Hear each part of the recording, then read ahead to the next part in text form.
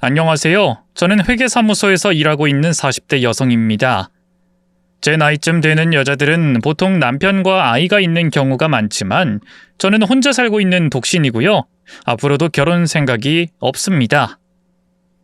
주변에서는 저를 볼 때마다 외롭지 않냐? 지금이라도 좋은 사람 만나 시집가라 걱정 아닌 걱정들을 해주시는데요. 사실 저도 한번 갔다 온 경험이 있습니다. 하지만 첫 결혼은 제게 지독한 상처와 트라우마만 남겨줬을 뿐이죠. 지금부터 그 얘기를 좀 해보려고 하는데요. 마지막에 기막힌 반전이 숨어 있으니 꼭 끝까지 들어주세요. 그럼 시작해 보겠습니다. 지금은 서울에서 살고 있지만 제 고향은 지방에 있는 작은 소도시예요. 그곳에서 부모님은 세탁소를 운영하셨는데요. 돈을 많이 버는 것도 아닌데 이상하게 늘 일에 치여 사셨죠. 맏딸의 숙명이라고나 할까요? 자연스럽게 저도 아주 어릴 때부터 그런 부모님을 도와야만 했어요. 또래 친구들처럼 놀이터에서 뛰어놀거나 학원을 다니는 대신 세탁소 카운터에 앉아 숙제를 하고 손님들이 오면 계산을 해드렸죠. 집안 형편은 솔직히 말해서 많이 빠듯했어요. 삼시세끼 굶진 않았지만 그렇다고 해서 친구들처럼 부모님 손잡고 외식을 하거나 브랜드 운동화를 신고 다닐 정도는 못했죠. 가난한 게 부끄럽진 않았습니다. 다만 무서웠다고나 할까요?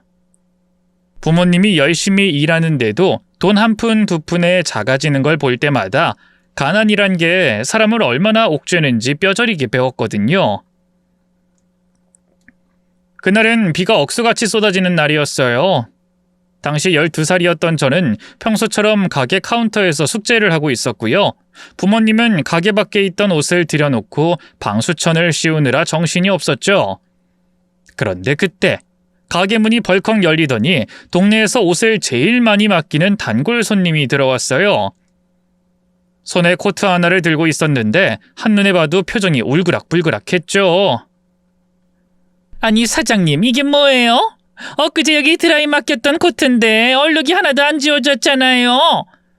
네? 그럴 리가. 잠시만요. 제가 한번 보겠습니다. 아버지가 깜짝 놀라며 손님에게서 코트를 받아들었는데요.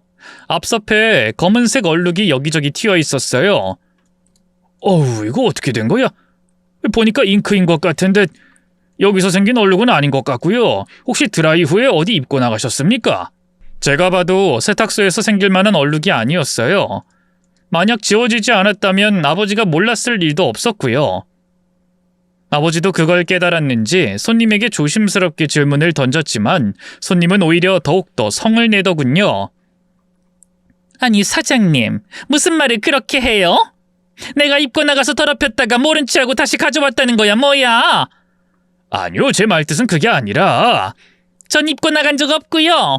세탁소에서 받아오자마자 바로 옷장에 넣어뒀어요. 사장님 믿고 확인도 안 했던 건데 어떻게 이럴 수가 있어요? 이거 비싼 건데 대체 어떻게 책임질 거예요? 막무가내인 손님 앞에서 부모님은 아무 말도 못하셨어요. 장사해보신 분들은 아실 거예요. 진상들에겐 논리가 통하지 않는다는 걸요. 더 따져 물어봤자 오히려 가게만 손해였죠. 그걸 누구보다 잘 알고 있던 엄마가 바로 굽신거리며 조심스럽게 입을 열었어요. 아이고 손님 죄송합니다. 세탁 다시 해드리고요. 이번에 받은 세탁비도 다 환불해 드릴게요. 다시 하긴 뭘 해요? 이미 옷이 이렇게 엉망이 됐는데? 이거 길거리에서 산 싸구려가 아니라 백화점에서 산 명품이거든요? 저희가 명품 세탁도 해본 적이 있으니까 독한 약 쓰면 얼룩이야 지워지겠지. 하지만 옷감은 상할 거 아니에요. 됐으니까 80만 원. 이 코트 가격 그대로 물어내요. 새 걸로 사야겠으니까. 세탁비 환불은 당연한 거고요. 손님의 뻔뻔한 요구에 부모님의 얼굴이 창백해졌어요. 80만 원이라면 지금도 큰 돈이지만 그 시절엔 더 큰 돈이었거든요. 저희 가게 몇 달 매출을 훌쩍 상회하는 금액이었죠.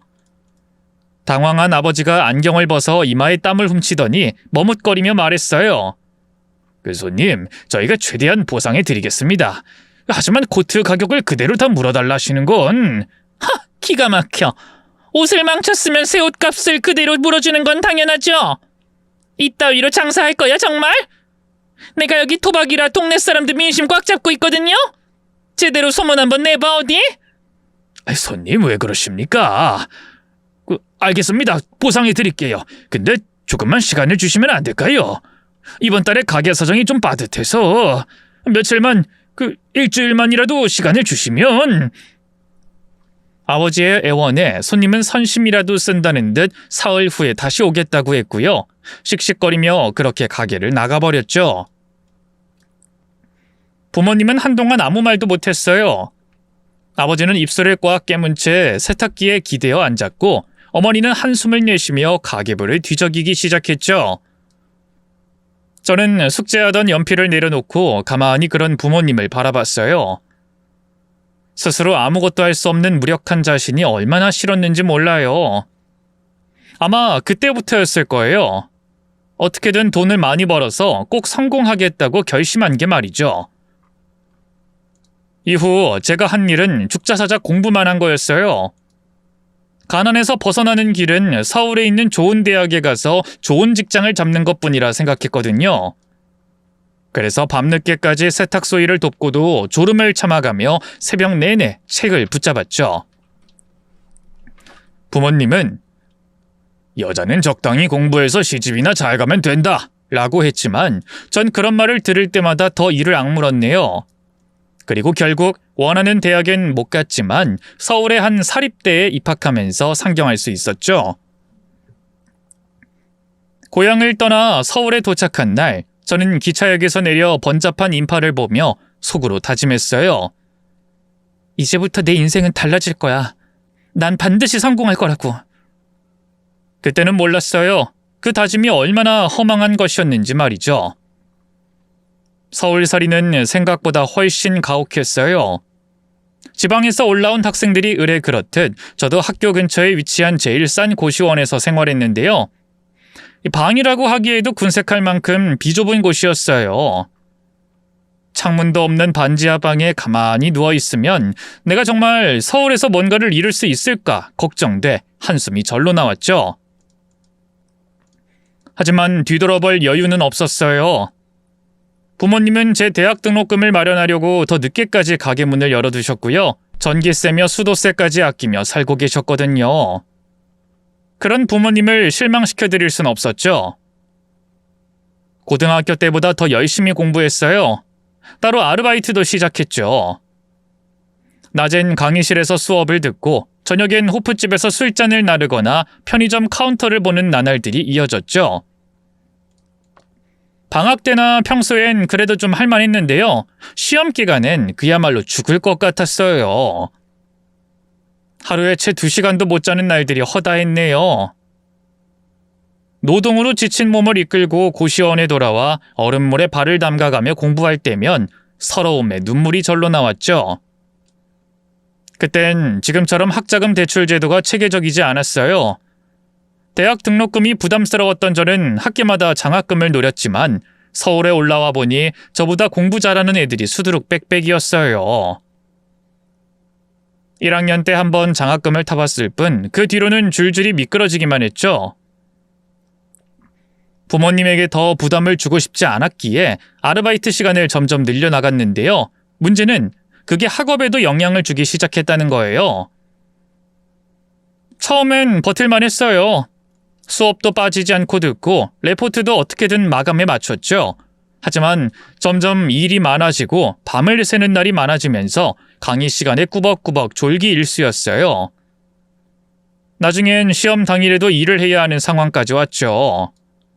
그쯤 되니 저도 알바를 줄이고 부모님에게 좀 기대고 싶었는데요. 하늘도 참 무심하시지. 그쯤에 엄마가 갑작스럽게 뇌졸중으로 쓰러지셨어요. 다행히 생명에 지장은 없었지만 후유증으로 거동이 불편해지셨고요. 엄마 병원비와 간병비 등으로 집안 형편은 더욱더 어려워졌죠. 결국 고민 끝에 저는 학교에 휴학기를 냈어요. 부모님에겐 내년에 다시 복학하겠다고 했지만 내심 그럴 일은 없을 거라는 걸 알고 있었죠.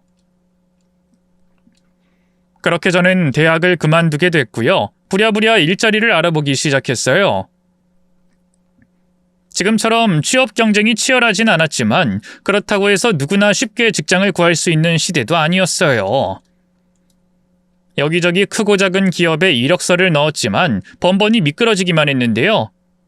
구직 생활을 시작한 지 반년쯤 됐을 무렵 다행히 한 중소기업에서 사무보조로 일할 기회를 얻었어요. 복사하고 서류 정리하는 단순한 일이었지만 그래도 고정적인 월급이 나온다는 게 너무 기뻤죠. 절반은 월세와 생활비로 쓰고 나머지 절반은 부모님에게 보내는 생활이 반복됐어요. 아버지는 너도 서울에서 힘들 텐데 우리까지 신경 쓰지 말고 너 생활이나 잘해라 하셨지만 어떻게 그럴 수가 있었겠어요. 엄마 병원비에 가게 운영비에 집안 살림까지 감당하려면 아버지 혼자선 버틸 수 없다는 걸 누구보다 잘 알고 있었는걸요. 오히려 제가 보내드리는 돈은 턱없이 부족할 터였어요. 그래서 더 악착같이 돈을 모으려고 애를 썼어요. 회사와 집을 오가는 차비도 아까워 2시간 거리를 걸어 다녔고요. 회사 잔업을 도맡아 하는 건 물론 주말에도 따로 카페 알바를 했어요. 자연스레 친구나 동료들과의 사적인 만남은 거절할 수밖에 없었죠. 시간도 없었거니와 사람을 만나면서 돈을 안 쓰기란 불가능했으니까요. 그러다 보니 어느 순간부턴 인간관계 자체를 귀찮아하게 됐는데요. 그런 제 앞에 어느 날 운명처럼 한 남자가 나타났어요. 아니, 사실 나타났다는 말엔 어폐가 있어요. 그 남자는 같은 회사 동료였고 제가 처음 입사할 때부터 함께 일했던 사람이니까요. 사실 처음엔 그 사람에게 별로 관심이 없었어요. 아마 그 사람도 그랬을 거예요. 그는 서글서글한 성격과 잘생긴 외모 덕분에 사내 인기인이었고요. 저와는 부서도 달랐거든요. 그런데 하루는 직원들끼리 우연히 생일 이야기가 나왔는데 웬걸 그 사람과 제 생일이 똑같이 뭐예요? 태어난 연도부터 월 날짜까지 뭐 하나 어긋남 없이 똑같았네요. 기막힌 우연이었죠. 진짜요? 상철 씨도 생일이 진짜 12월 25일이에요? 네, 영희 씨도 12월 25일에 태어났는지 몰랐네요. 친구들한테 예수님이냐고 놀림받지 않았어요? 당연하죠. 그래서 얼마나 싫었는데요. 저도요. 그리고 크리스마스라 친구들하고 따로 파티도 못하고. 그 제일 싫었던 건 부모님이 생일 선물을 크리스마스 겸 생일 선물로 하나만 주는 거였어요. 영희 씨는요? 저도 비슷해요. 별거 아닌 공통점이었지만 그날 이후로 왠지 모르게 그 사람에게 친밀감이 들었어요. 그 사람 역시 그랬던 걸까요? 복도에서 마주치면 인사를 건네고 맛있는 간식 같은 게 들어오면 나눠주곤 하더군요. 그뿐인가요? 언젠가부터 점심시간엔 자기가 맛있는 곳을 찾았다면서 단둘이 밥을 먹자고 하기도 했어요. 아무리 제가 눈치가 없다고 해도 알 수 있었어요. 그 사람이 제게 마음이 있다는 걸 말이죠. 그리고 솔직히 말하자면 저도 그게 싫지는 않았어요. 처음 받아보는 이성적인 호감이었으니까요. 그 뒤로 저희는 요즘 친구들 말로 썸이라고 하나요? 뭐 그런 걸 타게 됐죠. 정신을 차려보니 어느새 그 사람과 저는 자연스럽게 손도 잡고요. 주말에도 따로 만나 영화를 보거나 밥을 먹게 됐어요. 누가 먼저 딱히 사귀자는 말은 하지 않았지만 연인 사이로 발돋움한 거였죠. 사귀고 나서야 안 사실이지만 남자친구는 생각보다 진중하고 배려심이 많은 사람이었어요. 늘 밝고 유쾌하기만 해서 몰랐는데 어릴 때 일찍 아버지가 돌아가셨다는 아픔도 있더군요. 그래서인지 남자친구는 하루빨리 자기 가정을 꾸리고 싶어 했어요. 영희 너만 괜찮다면 난 빨리 결혼했으면 좋겠어. 우리 아버지 사고로 일찍 돌아가셨지만 참 좋은 아버지였거든. 일로 바쁘신데도 주말엔 직접 라면도 끓여주시고 야구도 보여주시고. 나도 내 아이들한테 그런 아버지가 되어주고 싶어. 남자친구의 그런 말을 내내 들어와서일까요? 아니면 그만큼 저도 남자친구를 사랑했기 때문일까요? 사귄 지 반년 만에 남자친구가 청혼했을 때 저는 거절할 수가 없었어요. 그렇게 저희는 결혼을 전제로 양가에 인사를 드리기로 했는데요. 저희 부모님이야 성실하고 진중해 보이는 남자친구를 마음에 들어 하셨어요. 남자친구가 한부모 가정에서 자라긴 했어도 예비 시어머니가 전직 초등학교 선생님이라 배경이 썩 떨어진다고 볼 순 없었거든요. 돌아가신 시아버지께서 전문직이었던 만큼 형편도 부유한 편이었고요. 솔직히 조건만 놓고 보면 제가 훨씬 기울었죠. 저는 못 하나 내세울 것 없는 외모에 고졸이었고 집안도 찢어지게 가난한 데다 엄마도 아팠으니까요. 그래서 처음엔 예비 시어머니를 만나는 게 부담스러웠어요. 혹여나 우리 집이랑 어울리지 않는 여자다라며 반대하시면 어쩌나 걱정이 됐죠. 하지만 그런 불안은 기우에 불과했어요. 제가 처음 집에 인사드리러 간 날, 예비 시어머니는 버선발로 뛰어나와 저를 반겨주셨어요. 만나서 반갑구나. 영이라고 불러도 되지? 그럼요, 어머님. 편하게 부르세요. 아유, 얼굴이 참 곱다고 와. 우리 상철이가 푹 빠질만 하네. 그런 말씀 마세요. 제가 예쁘긴 어디가 예쁘다고. 겸손하기까지 하구나. 어머니, 우리 영이 언제까지 현관 밖에 세워둘 거예요? 아이고, 내 정신 좀 봐. 얼른 안으로 들어오거라. 오느라 힘들었지? 밖에서 볼까 하다가 그래도 처음 만나는 건데 직접 음식 해먹이면 좋겠다 싶어서. 집으로 들어가니 소갈비찜에 새우전 등이 푸짐하게 차려져 있었어요. 전부 예비 시어머니가 제 입맛에 맞춰 손수 만드신 음식들이었죠. 아유, 준비한다고 했는데 입에 맞을지 모르겠구나. 한번 먹어보련? 이게 다 뭐예요, 어머님? 이렇게까지 준비 안 하셔도 되는데 너무 힘드셨겠어요. 아유, 힘들긴. 얼른 먹어보거라. 영희, 넌 너무 말라서 좀 쪄야겠다. 예비 시어머니는 제 옆에 앉아 생선살을 직접 발라주시는가 하면요. 숟가락 위에 반찬을 놓아주기도 하셨어요. 생각보다 더한 환대에 정말 몸둘 바를 모르겠더군요. 집에 갈 때쯤엔 제 손을 잡고 그러시더라고요. 영희, 너도 알겠지만 우리 상철이가 어릴 때 애비를 잃어서 보기엔 마냥 밝아 보여도 그늘이 많은 애야. 외로움도 많이 타고. 영희, 네가 옆에서 우리 상철이 잘 챙겨주면 좋겠구나. 하나뿐인 아들을 생각하는 그 마음에 눈물이 절로 핑 돌았어요. 그래서 예비 시어머니의 손을 잡고 말했죠. 어머님, 걱정 마세요. 제가 책임지고 상철씨 행복하게 해줄게요. 그래, 너만 믿음아. 옆에서 그 모습을 지켜보던 남자친구가 어이없어 하더군요. 잠깐만. 뭔가 남자 여자 역할이 바뀐 거 아니야? 행복하게 해주겠다는 말은 내가 영희 너네 부모님한테 해야 하는 말 아니냐고. 말은 그렇게 해도 남자친구의 입가엔 숨길 수 없는 미소가 가득했어요.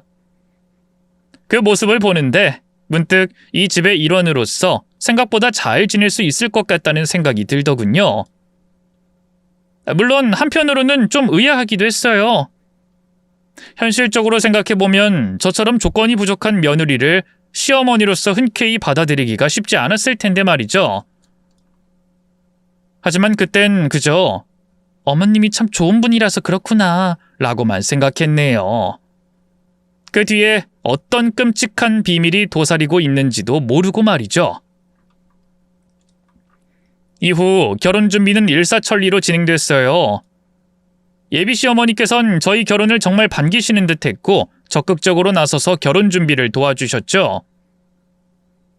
그러면서도 제 의견은 살뜰하게 물어보고 존중해 주셨고요. 그런데 한 가지 걸리는 점이 있긴 했어요. 바로 합가 문제였죠. 영희야, 너도 알다시피 우리 집은 상철이 하나뿐인 외아들이고 난 혼자 살아서 그런지 늘 적적해. 너만 괜찮다면 우리 결혼하고 함께 사는 게 어떻겠니? 시어머니의 갑작스러운 제안에 저는 당황했어요. 그래서 그 자리에선 우선 생각해보겠다고 하고요. 남자친구에게 따로 의견을 물어봤는데요. 웬걸? 남자친구도 합가를 원하고 있더라고요. 아무래도 내가 결혼하면 어머니가 혼자 계시니까 나도 좀 걱정되긴 해. 뭐 따로 집을 산다는 게 부담되기도 하고. 영희 너도 알다시피 내 월급이 그리 많은 편은 아니잖아. 물론 어머니가 따로 신혼집을 구할 거면 보태주겠다고는 하셨는데 남자친구가 뒷말을 흐렸지만 내심 속마음이 짐작이 갔어요. 시어머니의 합가 제안을 거절하고 집 살 돈을 보태달라 하기가 아무래도 좀 그런 거였죠. 그렇다고 저나 저희 부모님이 돈을 보태줄 형편도 안 됐고 뭐 저 역시 염치란 게 있었으니 차마 뭐라고 더 말할 수가 없더군요. 그런 제 속마음을 읽은 걸까요? 남자친구가 다시 입을 열었어요. 그러지 말고 일단 어머니랑 같이 지내면서 돈을 좀 모으는 건 어때? 몇 년 같이 살면서 돈 모아가지고 분가하면 되잖아. 그럴 수 있을까? 당연하지. 거주비가 얼마나 큰데. 그것만 아껴도 돈은 금방 모을 거야. 그래, 그럼 그렇게 하자. 결국 저는 몇 년만 살다가 분가하면 되겠지. 라는 생각으로 합가를 받아들이게 됐어요. 돈을 모을 시간이 필요하다는 남자친구의 말에 공감하기도 했고요. 시어머니 혼자 남겨두고 신혼을 즐기는 게 못내 죄송스럽기도 했거든요. 그 결정이 제 인생을 송두리째 바꿔놓을 줄은 그땐 미처 몰랐더랬죠. 생각해보면 복선이 없던 건 아니었어요. 결혼이 코앞으로 다가온 어느 날 남자친구와 함께 근처 카페에서 커피를 마시고 있었는데요. 갑자기 한 남자가 저희 테이블로 다가왔어요. 야, 이게 누구야? 너 상철이 봤지? 자식 오랜만이다. 남자는 반가움을 감추지 못한 얼굴로 남자친구를 향해 손을 내밀었어요. 처음엔 어리둥절해하던 남자친구도 이내 상대를 알아봤는지 벌떡 일어나 악수를 나누더군요. 형님, 진짜 오랜만이네요. 잘 지내셨어요? 나야 잘 지내지. 야, 이게 대체 얼마만이냐? 반갑게 인사를 나누는 걸 보니 꽤 친한 사이 같았어요. 이윽고 남자의 시선이 제게 머물렀고 남자친구가 아차하는 얼굴로 저를 인사시켰죠. 형님은 처음 보시죠? 저 사실 곧 결혼하거든요. 이쪽은 제 와이프 될 사람이에요. 영희야, 인사해. 이쪽은... 근데 참 이상하죠? 남자친구가 곤혹스러운 얼굴로 말을 잇지 못하더라고요. 의아함에 왜 그러냐고 물어보려던 찰나 그 남자가 먼저 제게 인사했어요. 안녕하세요. 저 상철이랑 같은 동네에서 나고 자란 형입니다. 상철이 형이랑도 친했고요. 순간 남자친구의 표정이 굳어졌어요. 저도 그 말에 순간 머리가 띵했죠. 형? 무슨 소리지? 남자친구에게 형이 있다는 얘기는 금시초문이었어요. 그런 제 표정을 읽었는지 그 남자가 아차하는 표정을 짓더군요. 설마 내가 실수한 건가? 재수씨는 아직 상식이 1 모르는 거야? 그러자 남자친구가 어색한 표정으로 웃음을 흘렸어요. 네, 그게 어쩌다 보니 말할 기회가 없었네요. 아니, 난 또 결혼할 사이라길래. 미안하다 상철아. 아닙니다 형. 저흰 뒤에 일이 있어서 이만 일어나 볼게요. 그래, 또 연락하자. 남자친구는 어색한 태도로 그 남자와 인사를 나눈 뒤 절 데리고 카페를 빠져나왔어요. 차에 올라타고 나서야 남자친구에게 물었죠. 방금 저분이 한 얘기가 무슨 얘기야? 당신한테 형이 있었어? 남자친구는 순간 움찔하는 듯 했지만 이내 애써 태연한 얼굴을 만들었어요. 있었어. 근데 오래전에 세상을 떠났어. 영희 너한테 말한다는 게 기회가 계속 없었네. 오래전이라면 언제? 설마 아버지가 사고로 돌아가실 때 같이? 아니, 그건 아니고 아버지가 먼저 교통사고로 돌아가셨고 몇 년 뒤에 형이 바다에서 익사사고로 그만. 생각보다 끔찍하고 충격적인 사실에 놀라 숨을 들이켰어요. 미안해. 내가 괜한 걸 물어봤나 봐. 그러자 남자친구가 피식 웃으며 고개를 저었어요. 아니야, 어차피 언젠가 말했어야 했는데. 사실 더 빨리 말했어야지. 그동안 말 못해서 미안해.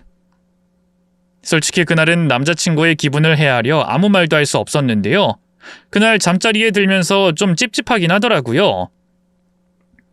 아버지도 일찍 돌아가셨는데 형까지? 하지만 그 일로 결혼을 넘는다거나 할 생각은 없었어요. 병사도 아니고 사고사였고 남자친구에겐 어떠한 잘못도 없었으니까요. 다만 부모님께는 굳이 말하지 말자는 생각이 들더군요. 저보다 더 미신 같은 걸 잘 믿는 분들이었으니까요. 저도 듣고 나선 좀 찝찝했는데 부모님들은 오죽하겠어요? 어쨌든 그 뒤로 결혼은 순탄하게 치러졌고요. 신혼여행을 다녀온 뒤 바로 시댁으로 들어갔어요. 아니나 다를까 시어머니는 이번에도 진수성찬을 차려놓은 채 저희를 기다리고 계셨죠. 그뿐인가요? 식사 후 죄송스러운 마음에 설거진 제가 하겠다고 해도 끝끝내 말리시더라고요. 아유, 됐다. 여도 골라서 피곤할 텐데 얼른 방으로 들어가 눈 붙여라. 아니에요, 어머님. 그래도 설거지는 며느리인 제가 해야죠. 아이, 글쎄 괜찮대도. 내일부터 하렴, 내일부터. 결국 시어머니의 고집을 이기지 못하고 방으로 들어갔어요. 샤워를 마치고 침대에 몸을 눕히자마자 바로 깊은 잠에 빠져들었죠. 여행의 피로가 가시질 않아서인지 눈을 감자마자 의식이 가물가물해지더라고요. 그런데 한참을 자다 불현듯 이상한 소리에 눈이 떠졌어요. 사각사각. 처음엔 바람 소린가 했어요. 하지만 이내 그 소리에 섞여 누군가의 목소리가 날아들었어요. 며느리 잠에서 깰라. 천천히 해. 이러다 깨면 뭐라고 둘러댈 거야. 알겠으니까 어머니도 목소리 낮추세요. 어머니 목소리 깨겠어요. 다름 아닌 남편과 시어머니의 목소리였는데요. 그 대화 내용이 너무 이상했어요. 꿈인가 싶어 침대 옆을 보니 남편의 자리가 텅 비어 있더군요. 꿈이 아니야. 이 새벽에 대체 어머님이랑 둘이 뭐라는 거지? 저는 조심스레 방문을 열고 나와 소리가 들리는 곳을 따라갔어요. 현관문이 반쯤 열려 있었고 그 너머로 무언가가 어릉어릉거렸는데요. 그 순간 내가 보고 있는 게 진짠가 싶을 정도로 소름 돋는 광경이 펼쳐졌어요. 어두운 마당 한가운데 남편이 삽을 들고 땅을 파고 있는 겁니다. 옆에는 시어머니도 함께였죠. 둘이서 뭐 하는 거지? 이 밤에 마당을 왜 파는 거야? 왠지 들키면 안 될 것 같은 기분에 저는 숨을 죽이고 지켜봤어요. 둘은 제게 들키지 않으려는 듯 조용히 하지만 빠르게 구덩이를 넓혀가고 있었죠. 그리고 잠시 후 더 소름 끼치는 장면이 펼쳐졌습니다. 시어머니가 남편에게 무언가를 건넸고 남편이 그걸 구덩이 속으로 조심스레 내려놨는데요. 그 무언가의 정체는 다름 아닌 헝겊 인형이었어요. 허름하고 낡아빠진 한복을 입은 인형이었죠. 그런데 그 인형 가슴팍에 너무 익숙한 한자가 적혀 있는 게 아니겠어요? 맞아요. 바로 제 이름이었죠. 순간 혈관이 얼어붙는 것 같았어요. 저게 뭐야? 왜 저기에 내 이름이 있는 거야? 식은땀이 뒷목을 타고 흘러내렸어요. 심장이 미친 듯이 뛰었지만 저는 충격에 굳어 아무것도 할 수 없었죠. 그 사이 남편은 인형을 땅에 묻고 삽으로 덮기 시작했어요. 그러자 옆에서 두 손을 모으고 무언가를 빌던 시어머니가 그러더군요. 됐다. 이걸로 다 끝났어. 이제는 아무 문제 없을 거야. 과연 그럴까요? 사실 이런 거 다 미신 아니에요? 땡! 부정타게 그런 말 하지 마.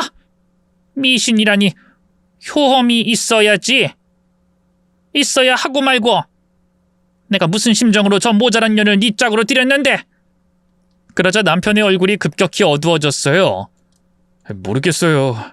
영희한테도 너무 미안해서 신혼여행 가서도 내내 얼굴을 못 쳐다보겠더라고요. 괜한 죄책감 갖지 말어. 어쩔 수 없는 일이었어. 그래야 네가 살고 우리 집안이 산다. 일단 빨리 마무리하고 들어가서 그냥 피를 보자꾸나. 시어머니의 마지막 말에 등 뒤로 소름이 달렸어요. 피를 보자고? 설마 내 피를 말하는 거야? 도대체 무슨 말들을 하는 건지 알 수가 없었어요. 한 가지 확실한 건 더는 이 집에 있으면 안 된다는 거였죠. 저는 황급히 방 안으로 들어갔어요. 그리고 핸드폰을 찾아들었는데요. 문득 어디에 전화를 걸어야 할지 막막해지더라고요. 112에 전화한다면 뭐라고 신고해? 남편과 시어머니가 제 이름을 적힌 인형을 묻고 있었어요? 그렇다면 뭔 사고가 난 것도 아닌데 119에 신고할 수도 없고. 유일하게 도움을 청할 수 있는 부모님은 너무 멀리 계셨어요. 일단은 그 집을 빠져나가는 게 최선이라는 결론을 내렸는데요. 문제는 마당에 떡하니 버티고 있는 시어머니와 남편이었어요. 집 구조상 마당을 거치지 않으면 집 밖으로 나갈 수가 없었죠. 그렇다고 침대에 가만히 누워있자니 집으로 돌아온 시어머니와 남편이 절 해코지하는 게 아닐까 염려됐어요. 물론 모든 게 제 지나친 망상일 수도 있겠지만 아무래도 남편과 시어머니가 나눈 대화가 너무 무섭고 찝찝했죠. 결국 고민 끝에 저는 현관문 가까이에 있는 작은 창고방에 몸을 숨겼는데요. 방 안은 작고 칠흑처럼 어두웠어요. 정리되지 않은 짐들이 여기저기 쌓여 있었고 퀴퀴한 냄새가 코를 찔렀죠. 숨을 죽이고 방 안을 둘러보는데 문득 벽장 안쪽에 놓인 낡은 상자가 눈에 들어왔어요. 이걸 볼 시간이 어딨다고. 속으로 그렇게 생각하면서도 이상하게 발이 그쪽으로 향했어요. 마치 무언가에 홀린 것처럼 말이죠. 저는 조심스럽게 상자를 열어봤어요. 그리고 그 안에 들어있는 사진을 본 순간 심장이 멎는 줄 알았죠. 사진 속엔 시어머니 그리고 시아버지로 보이는 사람이 나란히 서 있었고요. 그 아래로는 남편과 남편의 죽은 형으로 추정되는 남자 그리고 또 한 명의 젊은 남자가 더 있었어요. 남편과 생김새가 흡사했죠. 설마... 저는 조심스럽게 사진 뒷면을 확인해 봤는데요. 거기에 적힌 글귀를 읽는 순간 경악하고 말았어요. 남편과 나 그리고 상민, 상식, 상철 사랑하는 우리 아들 셋과 함께. 충격에 손이 부들부들 떨렸어요. 맙소사, 남편에겐 형이 한 명 더 있었던 거예요. 그런데 지금까지 남편과 시어머니는 단 한 번도 그런 말을 한 적이 없었죠. 왜? 왜 아무 말도 안 했던 거야? 설마 이 사람도 죽은 거야? 대체 왜... 머릿속에서 경고음이 울리는 것 같았어요. 그 다음으로 죽을 사람은 나인 게 아닐까 하는 생각이 들었기 때문이죠. 심장이 미친 듯이 뛰면서 숨이 가빠졌어요. 아직 확실히 아는 건 아무것도 없었지만 이 집이 정상이 아니라는 것만은 분명했죠. 어떻게든 도망쳐야 돼. 한 번 더 결심을 굳힌 바로 그때 창고방 밖에서 발소리가 들려왔어요. 어디 갔지? 남편이었어요. 어머니, 이 사람 없어졌어요. 분명 방에 있었는데... 그년이 눈치챈 거야. 빨리 찾아야 해. 모자 간의 대화를 듣는데 피가 아래로 쏠리는 느낌이었어요. 제발 여기까지는 오지 마. 간절히 바랬건만 잠시 후 창고방 문이 덜컥하고 열렸어요. 저는 재빨리 옷장문을 열고 그 안에 몸을 숨겼죠. 여보, 거기 있어? 지척에서 남편의 목소리가 들려와 입술을 꽉 깨물었어요. 숨소리조차 들키면 안 됐으니까요. 그 사이 남편의 발걸음 소리가 가까워졌어요. 이대로 남편이 옷장문을 연다면 모든 게 끝장이었죠. 절박해진 저는 서둘러 벽장 맨 위칸으로 기어 올랐어요. 그리고 그와 동시에 옷장문이 열리고 남편이 모습을 드러냈죠. 남편은 옷장 안을 샅샅이 살폈지만 다행히 제가 있는 위칸까지 보진 않았어요. 대체 어딜 간 거야? 남편이 화난 얼굴로 옷장문을 닫았고 잠시 후 방문을 닫고 나가는 소리가 들렸죠. 안도하려는 찰나 시어머니 목소리가 들렸어요. 어떻게든 그년 찾아서 목줄을 끊어놔야 돼. 그년 피를 봐야 부적이 완성된다고. 보살님한테 들어서 너도 알지? 네, 잘 알죠. 일단 밖에 나가서 한번 찾아볼게요. 온몸이 다시금 덜덜 떨리기 시작했어요. 이 사람들 진짜 날 죽이려고 했어. 애초에 나랑 결혼한 것도 다 꿍꿍이가 있었던 거라고. 눈물조차 나지 않았어요. 그러기엔 지나친 공포감과 배신감이 저를 올가매고 있었죠. 전 그저 옷장 맨 위칸에 조용히 몸을 구긴 채로 시간이 흘러가기만을 기다렸네요. 그렇게 얼마나 시간이 흘렀을까요? 저는 여전히 어둠 속에서 조용히 숨을 죽인 채 손끝 하나 까딱하지 못한 채 웅크리고 있었어요. 온몸이 저려오고 감각이 무뎌졌지만 조금이라도 움직였다가 들킬까봐 꾹 참고 있었죠. 그런데 갑자기 조용하던 집안에서 흐느끼는 소리가 들려왔어요. 망했다, 망했어. 다름 아닌 시어머니였어요. 저는 얼른 귀를 기울였죠. 이걸 어쩌냐? 다 끝났어. 보살님이 날이 밝기 전에 그년 피를 봐야 한다고 했는데 이렇게 날이 밝아버렸으니 이제 우리 집안은 망하는 거야. 아이, 어머니 울지 마세요. 애초에 제가 이런 짓 하지 말자고 했잖아요. 무슨 그런 미신 같은 걸 믿고 이 난리를. 이제 와서 그게 무슨 말이야? 미신이라니. 네 애비도 네 형들도 다 그렇게 황망하게 가버린 걸 보고도 여적 정신을 못 차렸어? 이대로 있으면 이 다음은 네 차례야. 보살님이 그러지 않았냐? 우리 집 조상이 큰 원죄를 져서 살을 맞은 거라고. 이대로 너까지도 위험하다 했어. 난 너마저 죽게 못 둔다. 어떻게든 너만은 살릴 거야. 아, 그래요. 저희 가문이 큰 죄를 지어서 살을 맞았다 쳐요. 그 살을 다른 여자한테 떠넘길 수 있다는 게 말이 돼요? 생년월일이 같은 여자를 며느리로 들인 다음 액바지 인형으로 쓰라니. 아니, 어머니가 하도 닥달해서 저도 결혼까지 하긴 했는데 솔직히 이젠 더 못하겠어요. 영희가 어디까지 아는진 모르겠지만 그냥 대충 핑계대고 결혼 물을래요. 다 없었던 일로 하자고요.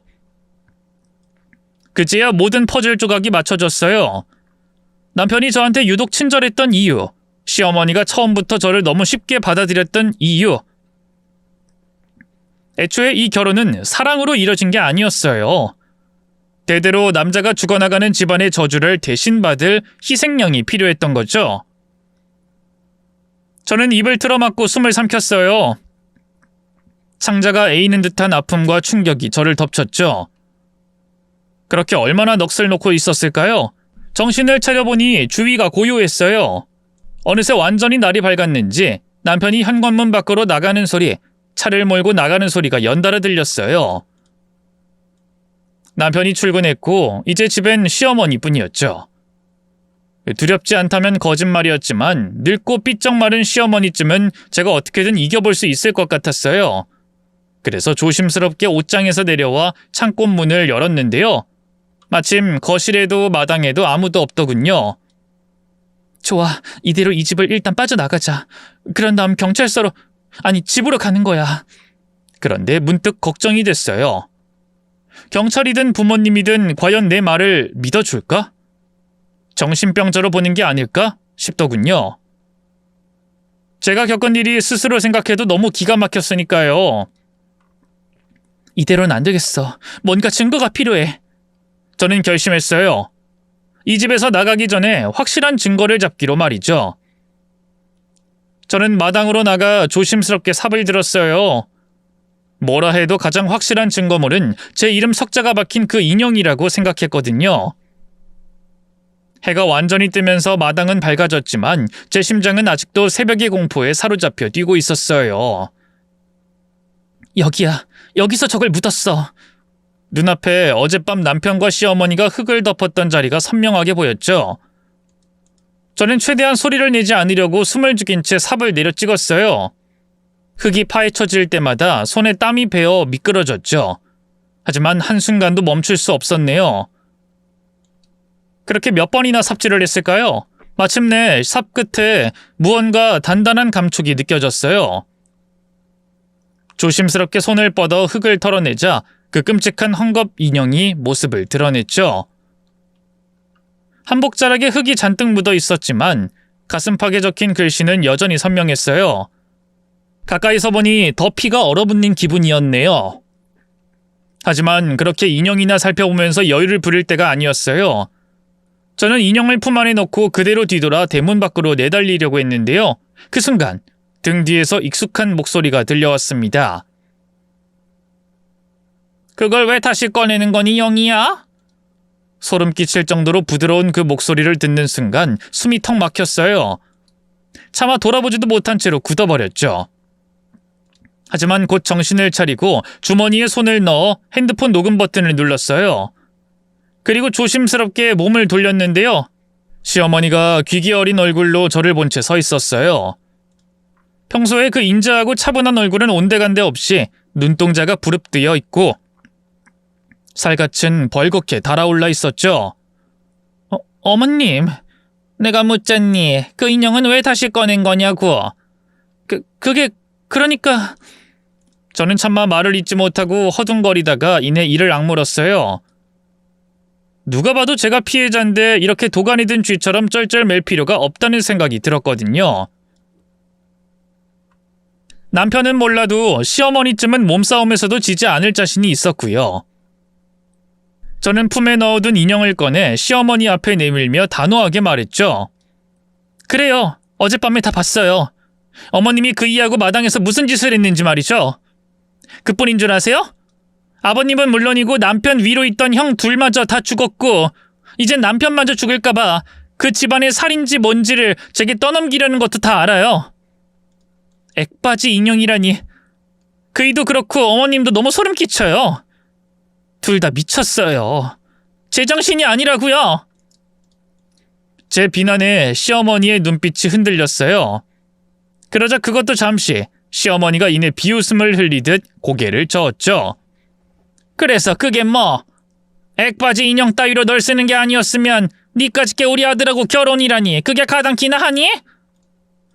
고졸에 집구석도 거지 같은 세탁소나 하나 딸랑 갖고 있는 주제 그뿐이야. 너희 엄마는 제대로 걷지도 못하는 반병 X잖아. 저희 부모님을 모욕하지 마세요. 말도 안 되는 미신 믿고 멀쩡한 사람 해하려는 어머님 같은 인간한테 욕먹을 분들 아니니까. 뭐가 어쩌고 어째? 됐다. 곧 죽으려는데 화를 내서 뭐해. 됐으니까 이리 와라 이년아. 네가 죽어야 우리 상철이가 살아. 순식간에 시어머니가 제 코앞으로 달려들었어요. 그리고 품 안에 숨기고 있던 칼을 꺼내 휘두르더군요. 문득 어제 들었던 말들이 떠올랐어요.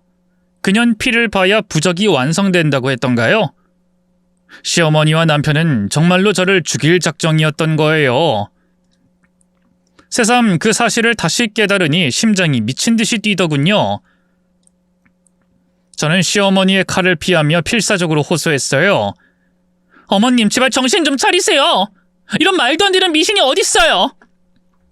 어머님은 무당한테 사기당하신 거예요. 저를 죽여야 그 이가 산다니 그게 말이 돼요? 미신이라고? 내 남편이 죽고 두 아들이 연달아 목숨을 잃었는데도 뭐가 됐든 좋다. 네가 죽는 걸로도 효험이 없다면 다른 방법 찾으면 그만이야. 니까짓게 뭐 그리 귀한 목숨이라고. 일손 시어머니의 눈빛이 광기로 번쩍였어요. 손에 쥔 칼이 햇빛을 받아 번뜩였고 저를 향해 거침없이 휘둘러졌죠. 다행히 본능적으로 몸을 피하면서 가까스로 칼날을 피했지만 제 팔뚝엔 날카로운 통증이 퍼졌어요. 살갗이 베인 듯 따끔거렸죠. 피가 흐르는 팔을 보고 시어머니는 더 흥분한 듯 광기 어린 웃음을 터뜨렸어요. 봐라, 피가 나오고 있어.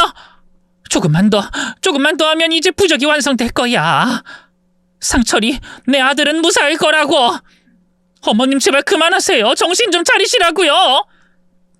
정신은 내가 아니라 네가 차려야지. 왜 이렇게 버티는 거야? 우리 집을 위해 니까지 것 하나 희생하는 게 뭐 그리 대단한 일이라고. 희생? 희생이라고요? 일순 제 안에서 뜨겁게 무언가가 끓어올랐어요.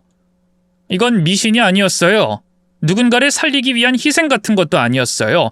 그냥 이들은 처음부터 제 목숨을 쉽게 버려도 되는 것으로 여겼던 것뿐이었죠.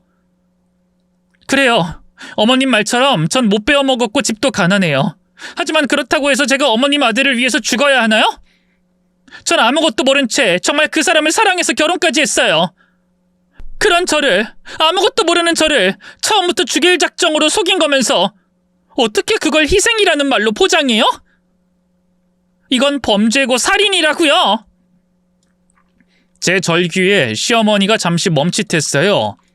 그 틈을 타 저는 허겁지겁 달렸어요. 대문을 향해 오직 살겠다는 일념 하나로. 하지만 얼마 못 가 거센 힘이 제 팔을 낚아챘어요. 이년이 어딜 도망가려는 거야? 시어머니가 제 머리채를 잡아당겼어요.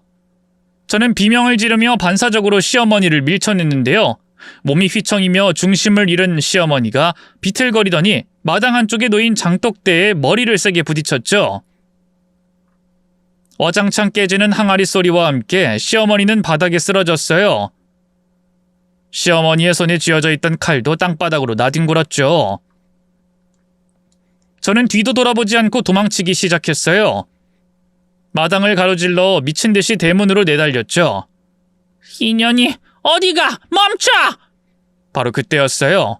등 뒤에서 들려오는 절규와 함께 무언가가 제 머리 뒤를 강타했어요.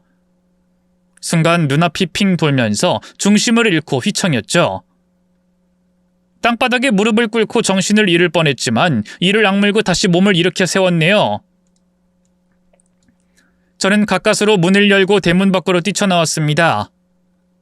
맨발로 시멘트 바닥을 내달리면서도 뒤를 돌아볼 겨를이 없었어요. 살아야 해. 무조건 살아야 해. 도로까지 뛰어나온 순간 저는 멀리서 오는 차를 향해 손을 흔들었어요. 가까이 오던 차가 급정거하며 멈춰섰고 저는 온몸을 덜덜 떨며 차 문을 두드렸어요. 제발 도와주세요. 경찰 좀 불러주세요. 운전자는 놀란 얼굴로 저를 쳐다봤지만 곧 핸드폰을 꺼내들었어요. 그리고 저는 그대로 그 자리에 주저앉아 버렸죠. 잠시 후 경찰이 도착했고요. 저는 횡설수설하면서도 남편과 시어머니의 범행을 모두 털어놨어요. 경찰들은 처음엔 믿지 않는 듯한 반응이었지만 다행히 핸드폰 녹음 파일과 흙 묻은 인형이 증거가 됐죠. 시어머니는 집에 있다가 그 자리에서 바로 체포됐고요. 회사에 있던 남편도 곧 경찰에 의해 소환됐어요. 저는 남편이 유치장을 옮겨지고 나서야 대면할 수 있었죠. 제가 왔다는 걸 안 남편이 다급한 얼굴로 철장을 붙잡고 저를 바라봤어요. 두 눈에는 후회와 절망이 서려 있었죠. 영희야, 제발 내 말 좀 들어줘. 오해야, 정말 오해라고. 난 어머니가 너무 집착하길래 어쩔 수 없이 신용만 한 거야. 진짜로 너 해칠 생각은 없었어. 저는 헛웃음을 터뜨렸어요. 웃기지 마. 애초에 내 생일이 당신과 똑같다는 걸 알고 일부러 접근한 거잖아. 생각해보면 그전까지 당신은 나한테 아무 관심도 없었어. 그런데 생일이 같다는 걸 알고 나서부터 갑자기 잘해주기 시작했지. 왜? 어머니 말대로 나를 액바지 인형으로 삼아야 했으니까? 남편은 다급하게 고개를 저었어요. 아니야. 그래, 뭐 처음엔 너한테 불쓰는 의도로 접근했던 거 맞아. 하지만 만나면서 널 진심으로 사랑하게 됐어. 결혼하고 나선 정말 행복했고 진짜로 널 죽여서 내가 살겠다는 그런 추악한 마음은 품은 적 없어. 맹세해. 난 그저 어머니가 아버지랑 형들 죽고 너무 힘들어하고 정신적으로도 좀 이상해지셔서 그냥 장단만 맞춰드리려고 한 것뿐이야. 그 말에 순간 가슴이 뜨거워졌어요. 장단만 맞춰드리려고 했다고? 그 개소리에 도저히 분노를 참을 수가 없더군요. 저는 천천히 남편에게 다가갔어요. 그리고 남편을 마주보며 낮은 목소리로 쏘아붙였어요. 장단만 맞추려고 했다고? 아니, 당신은 어젯밤 정말로 날 죽일 생각이었어. 내가 그 정도도 모를 바보 같아? 남편의 얼굴이 일그러졌어요. 그는 미친 듯이 고개를 저으며 철창을 붙잡았어요. 아니야, 영희야, 난 그냥 어머니를 안심시키려고. 내가 널 정말 죽이려 했다면 어젯밤 그렇게 쉽게 떠났겠어? 그 순간 제 손이 먼저 움직였어요. 짝! 공기를 가르는 날카로운 파열음이 울려 퍼짐과 동시에 남편의 얼굴이 돌아갔어요. 맞아요. 제가 있는 힘껏 남편의 뺨을 후려친 거였어요. 철창이 흔들릴 만큼 강한 힘이었죠. 순간적으로 정적이 감돌았어요. 유치장 안에 있던 다른 사람들도 모두 제 쪽을 쳐다봤어요. 남편은 놀란 얼굴로 저를 바라봤어요. 눈가엔 당혹스러움과 충격이 서려 있었죠. 영희야, 이제 와서 사랑, 후회. 장난쳐? 당신은 처음부터 끝까지 날 기만했어. 내 인생을 망가뜨렸다고. 내가 어떻게든 당신 믿어보려고 했던 거, 당신 덕분에 처음으로 누군가에게 기대볼 수 있을 거라고 생각했던 거, 그 모든 감정을 당신이 짓밟았어. 그게 아니라니까. 아니라고? 나한테 진심이었어? 그래, 좋아. 그럼 하나만 물어보자. 어제 새벽에 마당에 묻힌 내 이름이 적힌 인형 보면서 도대체 무슨 생각했어? 그게 효험이 있길 바라는 마음이 정말 단 1%도 없었어? 그럼 대체 왜 그렇게 미친 듯이 날 찾아 헤맨 건데? 남편은 입을 열었다가 닫았어요. 차마 변명조차 하지 못하는 눈치였죠. 물론 그 무당의 말을 당신이 100% 믿은 건 아니겠지. 하지만 내심하는 마음도 있었을 거야. 나한테 그 저주를 떠넘기면 자긴 살 수 있다는데 혹시나 하는 기대감이 정말 단 1%도 없었을까? 그렇다면 애초에 그런 미친 짓은 하지도 않았을 거야. 안 그래? 남편이 몸을 움찔했어요. 그리곤 결국 고개를 푹 숙였죠. 미안해. 그제야 실감이 났어요. 이 남자는 단 한순간도 제 편이었던 적이 없었다는 걸요. 남편은 처음부터 끝까지 자기 목숨을 지키기 위해 저를 이용한 거였어요. 저는 차갑게 웃으며 마지막 말을 던졌죠. 그래, 미안하면 평생 반성하면서 살아. 근데 그 반성, 나한텐 아무 의미 없어. 그렇게 말한 뒤 전 단 한 번도 뒤돌아보지 않고 경찰서를 나섰네요. 지리한 재판 끝에 시어머니와 남편은 살인미수, 협박죄 등으로 실형을 선고받았어요. 둘 다 초범이라 형량이 생각만큼 길게 나오진 않았지만 그래도 옥살이를 시킬 수 있다는 것만으로도 만족하기로 했죠. 그뿐인가요? 따로 민사로 손해배상 청구 소송을 걸어서 보상금도 두둑히 받아냈답니다. 혼인 무효 판정도 얻어냈고요. 물론 그것도 벌써 10년도 더 전의 일이고요. 지금 두 사람은 어떻게 지내는지 궁금하시죠? 정말 남편 집안에 살이 껴도 단단히 낀 건지 섬뜩하게도 먼저 출소한 전 남편은 몇 년 전 교통사고로 먼저 세상을 떠났어요. 전시모 역시 출소 후 그런 전 남편을 뒤따르듯 가버렸죠. 죽은 사람들에 대해 왈가왈부하고 싶진 않은데요. 그런 비극적인 결말을 만든 것도 결국 자기들이 자초한 게 아닐까요? 착하게 살면 복을 받고 악하게 살면 천벌을 받는다는 이야기를 저는 아직 믿고 있거든요. 현재 저는 혼자서도 잘 살고 있어요. 애인이 있긴 한데요. 그 사람도 소위 말하는 비혼이라고 해야 하나요? 결혼에 별 뜻이 없는 사람이에요. 저만 괜찮으면 그냥 지금 이대로 만나도 자긴 상관없다 하네요. 부모님은 하루빨리 결혼하라고 상대가 없는 것도 아니면서 뭐 하는 거냐고 재촉하시지만 글쎄요. 전 남편과 전 시모에게 너무 끔찍한 일을 당해서일까요? 이 결혼이라는 속박 없이 이렇게 연애만 하는 게 그리 나쁜 선택은 아닌 것 같아요.